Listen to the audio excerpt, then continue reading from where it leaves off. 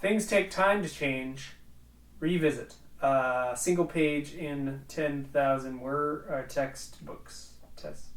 Oh, this is so like if we wanted to change, your example was what the pyramids say, how people, what it says in textbooks across the globe about Egyptian pyramids, and what is now known that is more, the truth as far as they're aware. Closer. Yeah, It's more hints of yeah.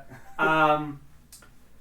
And like things are changing all the time, but once you print 10,000 textbooks and more, 10 millions. yeah, like that's all there. It's already there, but it's like the next day you find out something else. It's like, okay, should we reprint the textbooks? It's not going to happen right away. It's hardly ever going to. Even if you put all this energy in towards it to do it with like full gusto, even that's going to take a long time. So that's that goes for all kinds of things. Yeah. Like the only thing, again, this is almost like the difference between material things, physical world, and the mind and human capacity is one of them matters and the other one doesn't really. Of like the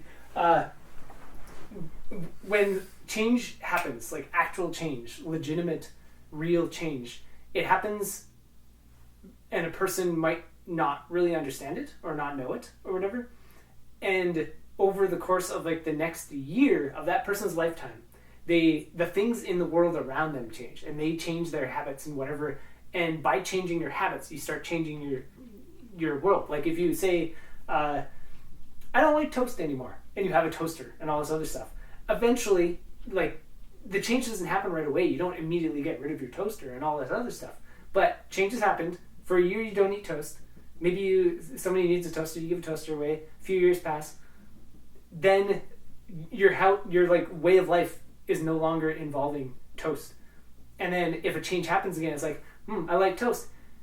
It's going to take a while for you to get back into it. You got to go buy a toaster. Yeah. You got to go figure out where to buy bread again, how to make it, anything like that. Like change happens, and then the pointless stuff called material, physical, mundane world slowly, gradually catches up. Yeah. So change happens. We learn something. We understand a bit of the cosmos more, or something else. The changes happened, and then the thing it takes time to change is the physical, worldly, daily routine and way we go about life, and all the things like a single page in a textbook.